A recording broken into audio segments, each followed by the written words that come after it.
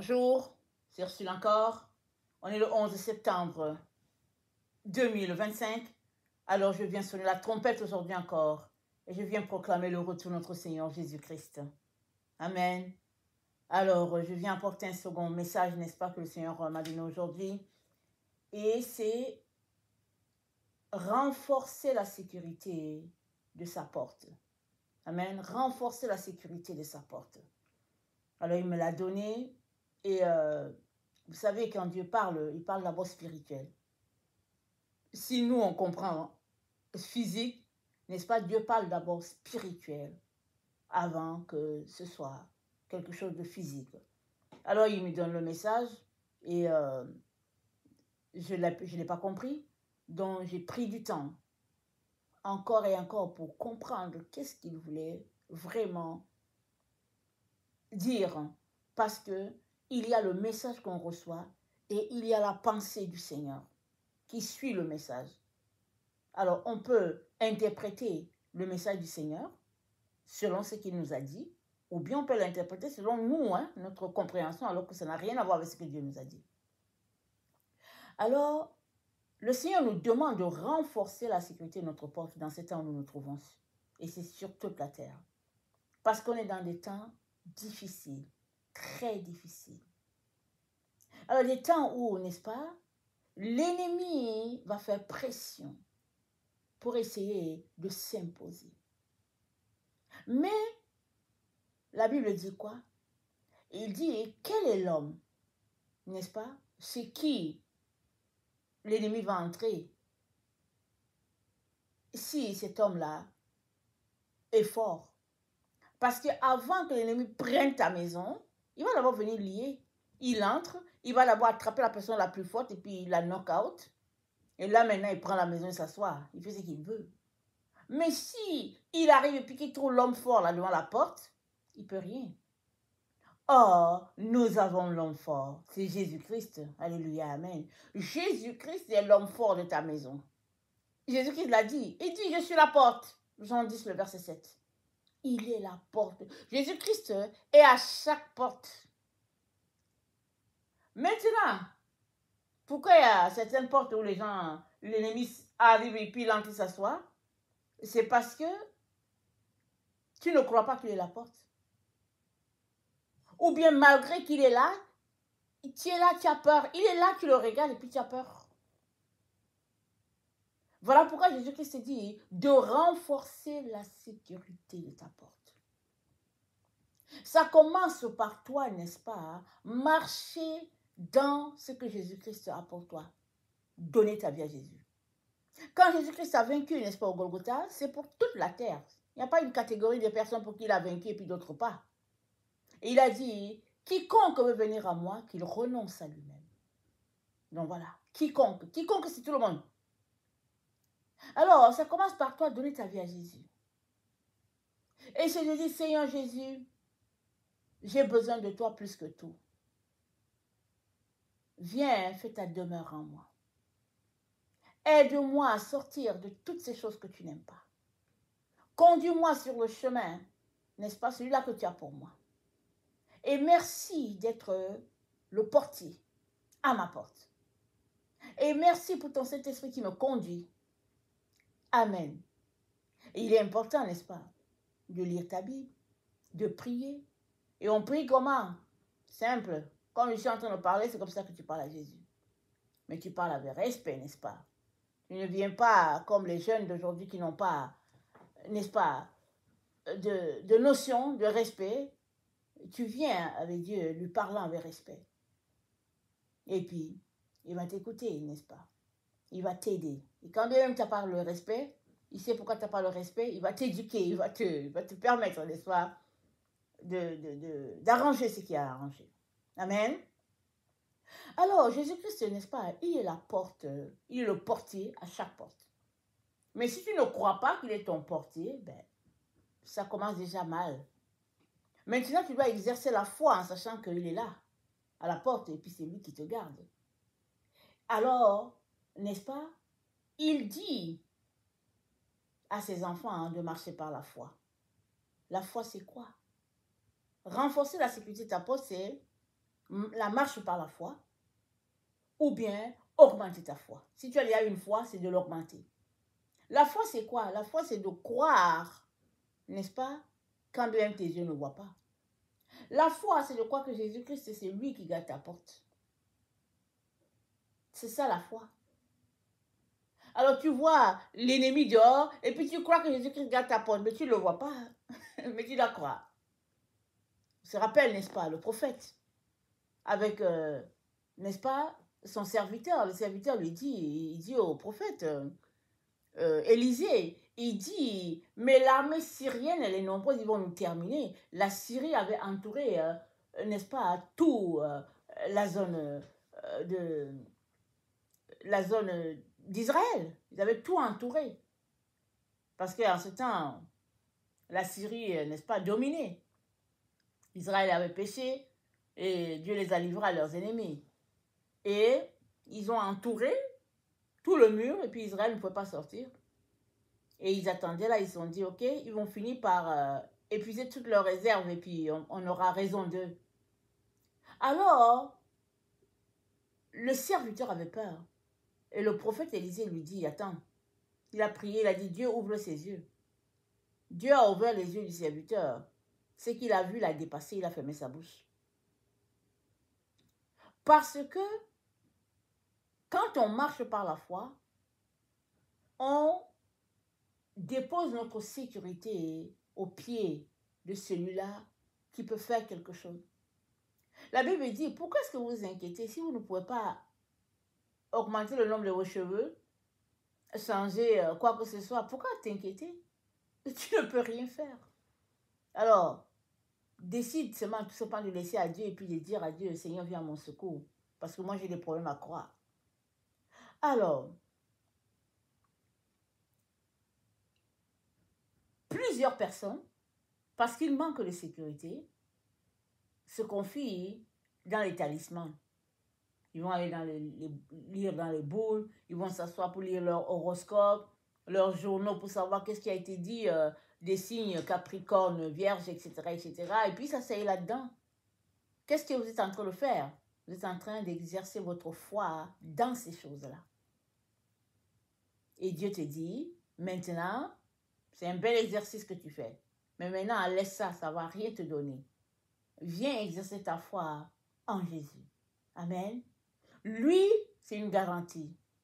Parce que toutes ces choses-là, Capricorne, Vierge, et puis on ne connaît pas tous les signes, hein, Scorpion et tout ça, toutes ces choses-là, c'est de l'abomination devant Dieu. C'est de l'idolâtrie. C'est de prendre un objet et de lui donner une telle importance que Dieu n'a plus de valeur. Alors les gens vont prendre les talismans de telle région, le talisman de tel peuple pour dire, ah, celui-ci c'est très fort. On dit non, il faut laisser ce peuple-là. Il y a un peuple là, c'est mieux. Et puis on exerce les talismans, on fait des pratiques, on fait ceci, on fait cela. Mais toutes ces pratiques ne peuvent rien contre l'enfant de Dieu. Si, n'est-ce pas, il a donné sa vie à Jésus et puis si il marche avec le Seigneur. Une telle situation est arrivée, n'est-ce pas, quand Israël est en train de traverser les zones pour aller sur la terre promise. Alors, le roi Balak a vu cela, il était certainement paniqué. Il allait voir Balaam pour dire, viens, maudis-moi ce peuple. Alors Balaam, c'est un sorcier. On a le payer, il allait avoir sa part, n'est-ce pas? Le roi Balak a dit, je vais te donner ta contribution, mais maudis-moi ce peuple. Mais Israël passait tout simplement, Israël ne passait même pas sur la terre. Israël ne les dérangeait pas. Mais à la pensée de voir un peuple prospère, le roi Balak n'était pas d'accord. Et Balaam, n'est-ce pas, a dit, attends, je veux consulter l'Éternel. L'Éternel lui a dit, attends, non, tu ne fais pas ce qu'il te dit, mais vas-y avec les gens qu'il a envoyés, et puis je te dirai quoi faire.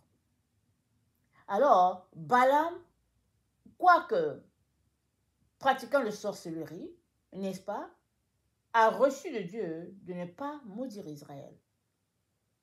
Et finalement, tout ce qu'il a fait, il a dit à Balak, l'histoire est un peu longue, il a dit à Balak, Ok, on va mettre une pierre d'achoppement sur leur chemin. Eux-mêmes, ils vont tomber. On va placer de la viande, on va placer des femmes, et puis là, ils vont tomber. Et l'ennemi, n'est-ce pas, c'est la même chose qu'il fait aujourd'hui encore. Dieu t'a sauvé, t'a lavé, t'a purifié. Il a pour toi, n'est-ce pas, un chemin tout tracé. Mais si tu marches dans les mensonges de l'ennemi, alors c'est toi-même qui vas tomber dans le piège et tu vas te faire prendre. Et Dieu ne veut pas cela pour toi. Voilà pourquoi il te dit, crois en Dieu et crois en moi. Il y a beaucoup, n'est-ce pas, de demeures dans la maison de mon Père. Mais aussi, il y a des choses extraordinaires que Dieu a préparées pour toi. N'est-ce pas? Dieu ne veut que te les donner. Mais tu ne peux pas avoir les deux. C'est soit l'un, c'est soit l'autre.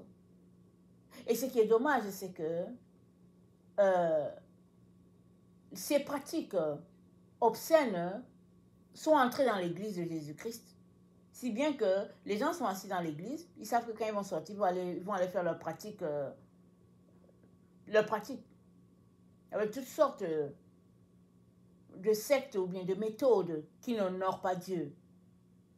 Et Dieu, n'est-ce pas, a décidé d'exposer toutes ces choses-là publiquement. C'est tout. C'est-à-dire de faire sortir ça de son église parce que c'est pas vrai que l'église de Jésus-Christ va sombrer. C'est pas vrai. Il a purifié son église. Il l'a rendu propre, nickel, sans tache ni ride. Mais depuis, n'est-ce pas, des siècles, les pratiques qui n'honorent pas Dieu ont intégré l'église. Beaucoup ont subi. L'église de Jésus-Christ est devenue tout simplement ce qu'elle est aujourd'hui, c'est-à-dire le monde. C'est tout. Tu n'as pas besoin d'aller dans le monde pour chercher comment va le monde. Il y a certaines églises où quand tu entres, tu sais que tu es dans le monde en plein.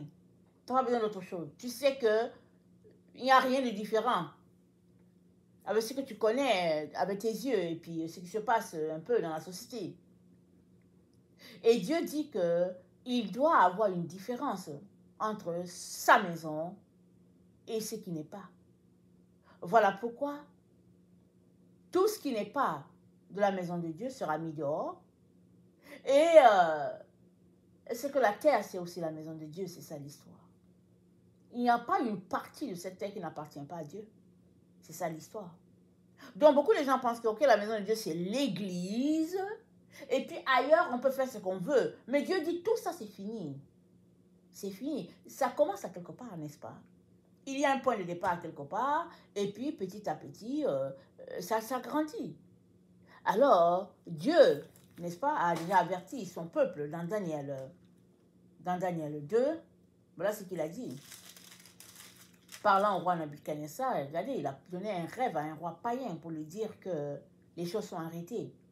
Alors Daniel, expliquant le rêve au roi Nabuchodonosor, lui dit, tu regardais au roi, lorsque une pierre se détacha sans le secours d'aucune main, frappa les pieds de fer et d'argile de la statue, la mit en pièces, et alors le fer, l'argile, les reins, l'argent et l'or furent brisés ensemble, et devinrent comme la balle qui s'échappe d'une ère en été, et le vent les emporta et nulle trace n'en fut retrouvée. Mais la pierre qui avait frappé la statue devint une grande montagne et remplit toute la terre.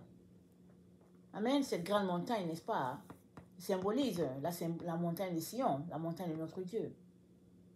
Mais la petite pierre, notre Seigneur Jésus, elle a fait voler en éclats or, argent, bronze et tout ça.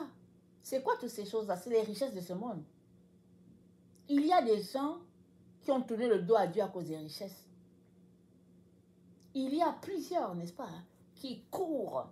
Ils en ont, ils accumulent encore. Ils en ont, ils accumulent encore. Ils en ont, ils accumulent encore. Ils s'en vont cacher ça, ils reviennent, ils prennent encore. Mais le Seigneur a dit que tout ça va devenir de l'or. Va devenir la souillure. Excusez-moi. Il a dit tout ça, ça sera souillé. De la rouille, voilà. J'ai dit de l'or, mais de la rouille. Tout ça sera rouillé. Mais qu'est-ce qui va se passer pour que ça soit rouillé? Les gens disent que l'or ne rouille pas. Mais Dieu dit que ça va rouiller. C'est lui seul qui sait qu'est-ce qu'il va faire. Mais la seule sécurité que tu as dans ces choses-là, c'est quand tu investis en Dieu. Il dit, ça ne rouille pas. C'est à la banque du ciel. Et la Bible dit, qui prête à l'Éternel, non, qui prend soin d'un pauvre, c'est-à-dire qui s'occupe de quelqu'un qui est dans le besoin, prête à l'Éternel. Alléluia. Et quand Dieu rembourse, il te rembourse gros. Mais il se passe que c'est au niveau de notre cœur, l'égoïsme humain. Souvent, on ne veut pas donner, on ne sait même pas pourquoi. On regarde quelqu'un qui est dans le besoin, on dit que ouais, il ne veut pas travailler, vas-y travailler, et puis je ne veux pas lui donner mon argent. Ok? Mais peut-être que Dieu a fait que dans les tâches que tu dois faire sur la terre, ta part à toi, c'est de travailler pour donner l'argent à ce clochard. Pour le faire vivre lui et sa famille. Qu'est-ce que tu en sais? Mais si tu n'as pas une relation avec Dieu, tu ne sauras pas. Tu vas passer le temps à insulter le clochard, alors que le clochard est juste là à côté de toi parce qu'il est ta bénédiction. Dieu l'a placé là parce que Dieu te parle à travers lui. Quand tu te lèves le matin, tu le regardes, il est clochard. Et toi, tu entres dans ta Mercedes, tu vas au travail. Demain, tu te lèves, le clochard est toujours là. En train de dormir dans sa tente. Qu'est-ce que tu vas faire? Comme ça se passe dans plusieurs pays. Les gens ne veulent pas voir les pauvres. On dit, hey, enlevez, on ne veut pas cet endroit-ci. Non, ils sont interdits de séjour ici. Ok, mais tout le monde ne sera pas riche. Tout le monde ne sera pas riche sur la terre. Il faut bien qu'il y ait des pauvres. Ça fait partie de l'équilibre, n'est-ce pas, dans lequel Dieu nous a placés. Alors, si à côté de toi, il y a un pauvre, loue le Seigneur. Loue le Seigneur. Parce que grâce à ce pauvre, n'est-ce pas, ton cœur sera tourné vers Dieu. Grâce à ce pauvre, tu pourras poser des actions, n'est-ce pas, qui vont réjouir le cœur de Dieu. La Bible nous dit, Corneille, n'est-ce pas, était un officier, n'est-ce pas, en Israël. Il était romain, il travaillait pour l'armée romaine. Mais après, n'est-ce pas, la mort de notre Seigneur sur le bois et tout, avec tout ce qui s'est passé, Corneille a passé son temps à faire des aumônes à Jérusalem. Mais qui habite Jérusalem? C'est les Israélites, les Judéens. Il a passé sa vie à faire de l'aumône là-bas, à Jérusalem. Et Dieu l'a visité. Alléluia. Il a dit, Corneille, Dieu s'est souvenu de tes offrandes. Dieu s'est souvenu de tes aumônes. Et c'est comme ça que Corneille a été visité, toute sa famille. Et lui, ils ont été baptisés du Saint-Esprit. Parce que qu'est-ce que Corneille a affiché? Il affichait la bonté. Et alors qu'il était en train de faire ça, Dieu était en train de renforcer la sécurité de sa maison. Parce que Dieu l'a visité. Un ange est entré chez lui. Un ange est entré. Et l'ange, n'est-ce pas, lui a dit, il va appeler un tel Simon-Pierre à tel endroit. Il va venir, il va te parler. Voilà ce que Dieu fait. Pour toute personne, n'est-ce pas, qui décide de faire confiance en l'Éternel. C'est un début de quelque chose. La foi, ça commence petit. C'est comme un grain de sénévé, c'est comme un petit grain de riz. Et c'est dit, ça grandit. Donc, si tu décides de faire confiance à Dieu, amen, exemple aujourd'hui, alors, dans 3 mois, ta confiance aura augmenté, on ne sait pas de combien de distance, mais ça aura augmenté. Mais si tu es toujours en train de dire que moi, je ne sais pas si je peux lui faire confiance, ben, tu vas répéter ta phrase toute ta vie. Je ne sais pas si je peux lui faire confiance, et puis ben voilà, rien n'avance. Je ne sais pas si je peux lui faire confiance. Oppose, je veux lui faire confiance. Et il va me montrer qui il est. C'est ça la foi. Et Dieu, n'est-ce pas, nous appelle, n'est-ce pas, à lui faire confiance, à renforcer la sécurité de notre porte. Ce n'est pas parce que Jésus-Christ a besoin de renfort. Il est la porte. Mais nous renforçons la sécurité à notre niveau de pensée. Parce que nous le croyons incapable. On reste là, on se dit, je ne sais même pas s'il va faire ça pour moi. Je ne sais même pas, je ne l'ai pas vu, il ne sait pas. Oui, mais telle personne s'est passée et puis il n'a rien fait. Ok? Mais tu ne sais pas tu ne sais pas ce qui s'est passé à la personne. Tu ne sais pas si l'issue de la chose devait être cela. Ne t'occupe pas de ce qui se passe dans la cour de l'autre. Occupe-toi de ce qui se passe dans ta cour, devant ta porte. Jésus-Christ est là. Il est là. Même si tu ne le vois pas, il est là à ta porte. Si tu l'as dans ta vie, il est là. Maintenant, fais-lui confiance. Commence. Et laisse-le te montrer que c'est lui qui est le gardien de ta porte. Amen. Il est le gardien. Dieu l'a envoyé sur la terre pour qu'il soit la porte. C'est par Jésus-Christ qu'on passe. Et c'est dit dans Matthieu 7, n'est-ce pas? C'est dit, étroite est la porte. Resserrez le chemin qui mène à Dieu. Peu la trouve. Large et spacieuse est la voie qui mène à la perdition. Mais beaucoup empruntent cette voie-là. Pourquoi? Parce que tout est tracé là-bas. C'est asphalté, et puis tout est bien, et puis c'est ordonné, et puis on dit, voilà, il faut faire comme ci, il faut faire ceci, il faut faire cela. Les gens disent, ok, c'est par là, allons-y. Mais au fait, la porte, c'est Jésus. Si tu passes par lui, alors il va te diriger dans la porte qui est la tienne, à l'intérieur de lui. Et il va te diriger de telle sorte que tu vas finir par atteindre ton point Z. N'est-ce pas? Tu vas finir par atteindre ton point Z. Sans passer par les talismans, les horoscopes et puis toutes ces histoires-là. Non, non, non, ces choses-là, tu dois les laisser tomber. Les petits, les chaînes, les colliers qu'on met au pied, au cou, et puis, non, tout ça, ça ne sert à rien. C'est de la distraction. Apprends à faire confiance à Jésus. Il te tient, n'est-ce pas, dans le creux de ses mains. Il ne va pas te laisser tomber. Tu ne vas pas échapper. Et il veille sur toi. Alors, dans Ésaïe 33, le verset 22, c'est dit, car l'Éternel est notre refuge. L'Éternel est notre législateur. L'Éternel est notre roi. C'est lui qui nous sauve. Alléluia. C'est lui qui te sauve. Tu as dit, oh non, mais au fait, je ne peux pas donner ma vie à Jésus parce que moi, j'ai déjà mon prophète. Mais il n'y a pas d'autre prophète en dehors de Jésus. Jésus, n'est-ce pas, hein, c'est le prophète de tous les prophètes parce que c'est lui le boss, au fait. C'est lui le boss. C'est lui qui distribue les rôles. C'est dit dans Éphésiens, il est monté et il a donné aux hommes des dons. Alors, si tu as un prophète en qui tu crois et puis que ce prophète ne croit pas en Jésus, il y a un problème. Ça veut dire que tu es avec la fausse personne. Jésus-Christ, c'est le Fils de Dieu. C'est lui qui est mort, qui a été donné comme brebis en remplacement.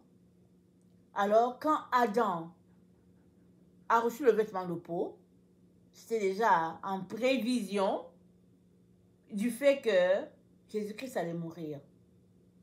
Et il est le vêtement de quiconque lui donne sa vie. N'hésite plus.